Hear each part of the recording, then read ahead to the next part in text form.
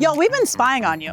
See, we know the numbers, and if you're looking for a new vehicle, chances are you're looking for something like these. These are 3 practical, safe, hybrid SUVs that get around 40 miles per gallon. So what have we got here? Well, you've seen it, you might even love it. It's the Toyota RAV4. This is the go-to choice, but here's the thing, you guys, it hasn't been refreshed since 2019. It's looking just a little bit dated, but you've probably got one in your neighborhood, so we really wanted to include it. And where there's a Toyota, there is always a Honda rival. I'm talking about the CR-V. Now this got a nice little refresh in 2023, and it is a worthy rival to Toyota's stalwart segment leader. But moving on over here, this is an SUV you might not be too familiar with. This is the Mazda CX-50. It was a brand new model in 2023, and this year we got a hybrid version. Now we really like the gas-powered CX-50, so this hybrid might be pretty great. So here's what we're gonna do. We're gonna tell you all about the driving experience, we'll test the fuel economy, the cargo, the tech, the interior, and of course, we'll talk about the value so that you know which vehicle deserves a spot in your driveway. Now, you guys, don't look at hybrids just for efficiency, because this RAV4 hybrid, it is genuinely better to drive than its gas counterpart. I mean, it's more than a second quicker to 60 miles an hour, and it's way more responsive off the line. Those extra electrons just give you more power to be like, zoom, zoom, zoom, zoom, through all of this really bad LA traffic. And y'all, it is not just quicker than the other cars in this group, it is also more efficient. And I really like all of the driver's aids that Toyota includes at standard. I mean, adaptive cruise control, lane centering, emergency braking, everything here works really well, even in dense traffic. The suspension here is tuned for a really comfortable yet controlled ride, but I have to say the worst thing about driving this RAV4 hybrid are the brakes. I mean, they just feel so mushy, and when you're trying to do like a really quick stop, it just doesn't inspire confidence, and that is backed up by the worst as tested braking distance between all 3 of these vehicles. Now, when you're just like, you know, driving around every day, it's fine, but still, it's difficult to bring this car to a very controlled stop. Oh, and the engine, yeah, it can be a little bit noisy as well. Toyota's steering here is also, I mean, not great. There's not a lot of feedback, and I also feel like I have to make all these little tiny corrections to keep it straight on the road, even though I know I don't have to. That's just the feeling that it gives me. So the RAV4 hybrid is a quick, responsive, and efficient SUV, but it's the details. The steering, the brakes, and the engine racket, I mean, we just wish it were better. Now, things are a little different here in the CR-V. I mean, yeah, you trade a couple of MPGs compared to the Toyota, but this is a really great example of how a vehicle like this can drive. The steering here is great, it's quick, and there's enough feedback so that I know what's going on there between my wheels and the pavement. The engine is responsive and it's got enough power, but the ride quality is also really nice. It never feels floaty or out of control. And Honda gives us great brakes as well. From 60 miles an hour, the CR-V stops a full 10 feet shorter than the other SUVs here. And it's really easy to bring it to a smooth, controlled stop. And if you want to talk about driver's aids, well, Honda, like Toyota, has got a lot of standard safety features. And I really like that the lane centering here is not too aggressive. I mean, it helps, but I never feel like I'm fighting for control of the vehicle. Really, the only room for improvement here is with the engine noise. I mean, when I really stomp on it to pass, I mean, it just sounds like it's working way too hard. So other than the fact that this engine just audibly protests when you romp on the gas, like, I'm really digging this CR-V.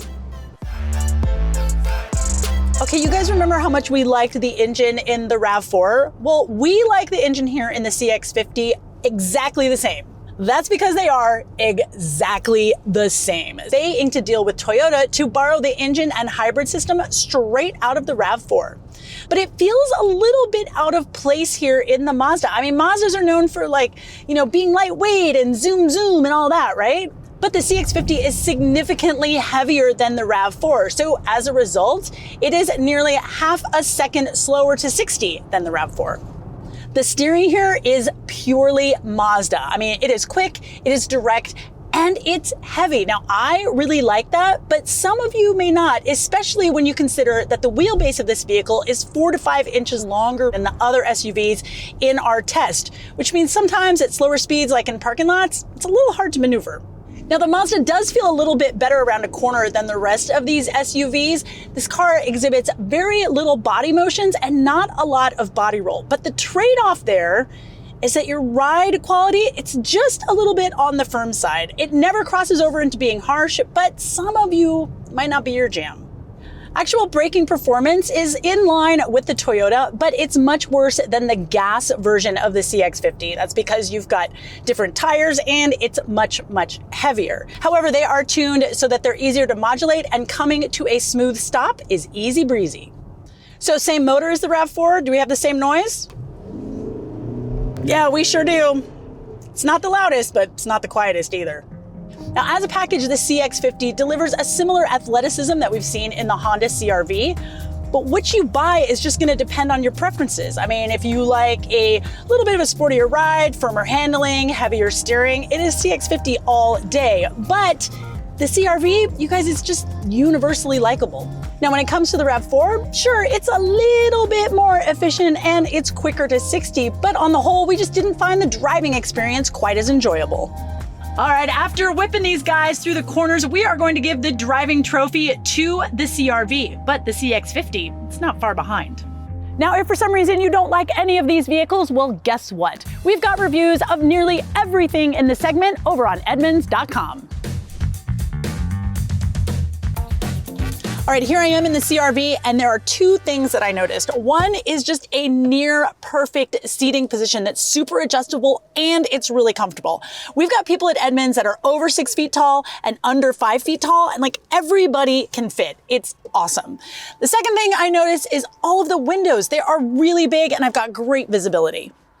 Okay, but I always need a road soda, so here is your cup holder review. I love that they are right here, very close to my hand. And when it comes to small storage, it's pretty good. I mean, this center console is a little small and the door pockets are a little small, but I like that I get this little tray. I've got a little tray for my phone in front of the gear shift, and I've got this little tray here, which is perfect for the key. The CR-V's got the most rear legroom of the bunch, so it's pretty comfortable. And you've got all your standard bits. I've got some vents, some USB port, you got some cup holders, but here's what makes this rear seat stand out, y'all. Look at how wide this rear door opens. It's almost 90 degrees. It's gonna be so easy to get a car seat back here. Even those rear facing ones, you're probably not even gonna need to move your seat up at all. The first thing you're gonna notice in the RAV4 are these absolutely gigantic rubberized HVAC controls. I mean, you could be a panda wearing mittens and you could make all of this work. And like the other vehicles in our testing today, all of these HVAC controls are physical. It's not on the screen, which means less distracted driving. Now, when it comes to smaller storage, okay, I love the fact that I've got a tray here in front of the passenger and the cup holders are nice and deep.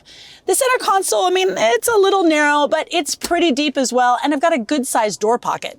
As for seating position, these seats are kind of mounted at waist height, so getting in and out is really easy. However, some of the taller people at Edmunds, they wish that the seat would go a little bit lower. And some of our more spirited drivers, well, they wish there was a little bit more lateral support for when you go around turns. The RAV4 has this same amount of rear legroom as a CR-V, so things back here are pretty comfortable, and you've got all your standard fare. You got vents, you got ports, you got cup holders, you got a cup holder in the door. No surprises here. But if car seats are your jam, here's the thing. Number one, I love the fact that you've got a little visual cue where your latch is, but the way the front seat is designed with this curve, it's probably gonna interfere with the rear-facing car seat.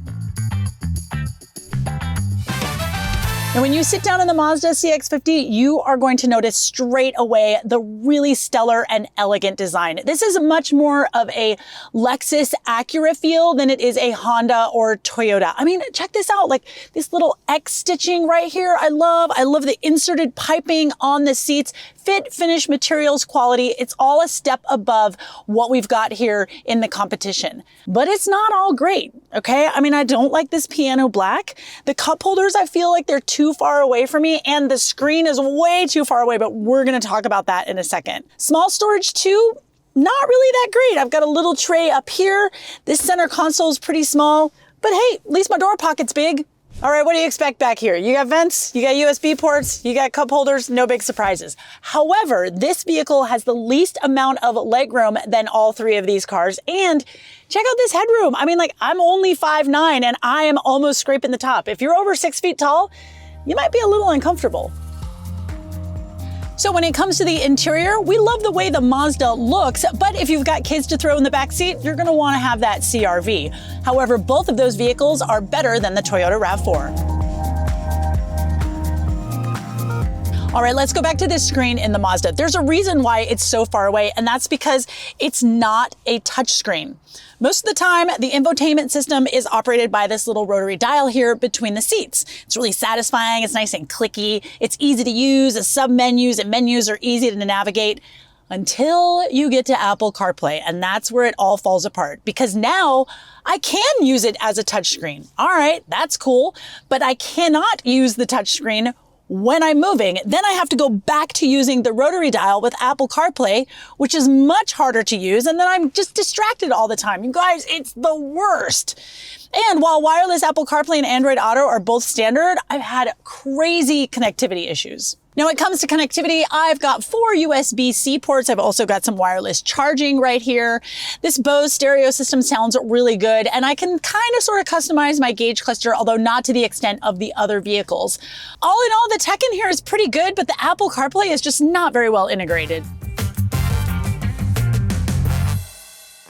Y'all, in the CR-V, the screen, even this upgraded one, it's really small and the graphics are super dated. But the good news is that it's easy to operate. Moving over to the gauge cluster, it's pretty easy to read, but there's not a lot of customization to be had.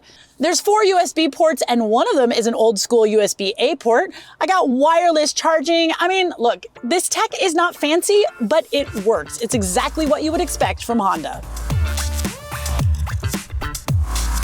The RAV4 has got the largest screen of the bunch, and it also has voice recognition, but somehow it seems to be, I don't know, just like it's running an older chip. It just doesn't seem to be as responsive as some newer Toyota products. I mean, everything works well, it just kind of seems a little clunky, you know what I'm saying? You can display more information on the gauge cluster in the RAV4 than on the other two, but the menus here are just a little bit of a learning curve. Oh, and here's what really grinds my gears is that you need to have a subscription to have all the cool features like the navigation and the voice control. And that just, Like the other vehicles in this comparison though, I do have wireless Apple CarPlay and Android Auto, and I haven't had any connectivity issues. Charging here is pretty good too. I've got a USB-A up front, some USB-Cs in the center console and in the back, and a wireless charging pad. So when it comes to the tech, these systems are all pretty easy to use. It mostly comes down just to your personal preference. However, we're gonna give it to the CR-V because it's just slightly easier to use. Now that Mazda CX-50 over there, it's the biggest vehicle of the bunch, but it has the least amount of cargo space. Now the RAV4 has got the most space back here and it can tow the most, but when you factor in interior storage for smaller items, each of these vehicles scores exactly the same when it comes to cargo. All right, it's finally down to value. Now Toyota has got an advantage here, especially in the base trim. See, this base RAV4, it is much less than the base trim of a hybrid CX-50, and it's the same engine. And it's about $4,000 less than a CR-V with a hybrid engine. And compared to the gas RAV4, the hybrid's only an extra $1,650. We've also got to give Toyota bonus points for its 2 years of complimentary maintenance. That's right, for the first couple of years, you're not going to have to worry about tire rotations or oil changes. Now the CR-V, that is a little bit more expensive, but let me tell you why. The other two cars, for those, you can get the hybrid engine across any trim, but on the Honda, it's only available on the upper, more luxurious trim. So you're gonna get more features, and that equates to a higher price floor. But once you bring the other vehicles into the mix at that same level, well, the price and the features, they're pretty comparable. Now when it comes to the Mazda, it's somewhere in the middle. Yes, you're going to pay about $2,500 for a hybrid over a gas CX-50, but it's still about $3,000 less expensive than the top trim, the CX-50 Turbo. And once you start comparing all of these vehicles in their upper trims, the CX-50 is about the same as a RAV4 and maybe $1,000 less expensive than the CR-V. All All right, we all know that value is important, and all three of these vehicles, they do provide a lot of value for the money. But if price is your deal breaker, y'all, it's the RAV4.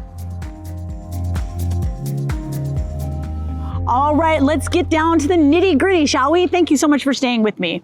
This Toyota here, well, it's got the lowest price floor. It's got really good efficiency, really good driver's aids. We love all of those things. But the Toyota's motor is really loud. The back seat is small. I'm not a fan of the infotainment so much. Plus the brakes feel mushy and the steering is vague. When it comes to the CR-V, well, it's got an enjoyable drive. It's pretty easy to fit in your car seats. It is spacious and the tech is very intuitive. But the hybrid's only available in the more expensive trims. The small storage is not that great and it's not quite as efficient. The Mazda has got excellent interior design, plus it's got a sporty driving feel and plenty of interior storage for your smaller items. But folks might find that steering to be a little bit heavy. There's limited touchscreen functionality and it's got the smallest cargo space of all three. All right, as you know, there can be only one, and we've added up the scores. Believe it or not, the Mazda and the Honda are both tied at 8.1, but we're gonna give it to the Honda because we think the driving experience is gonna be more universally acceptable to consumers. The RAV4 here, it's still up there, but it is at a 7.8. Third place, y'all, third place. Hey, thanks so much for watching. If you would like to go down the rabbit hole on any of these vehicles or, I don't know, any vehicle that's ever made, don't worry, we've got it all for you over there on Edmunds.com. I'll see you there.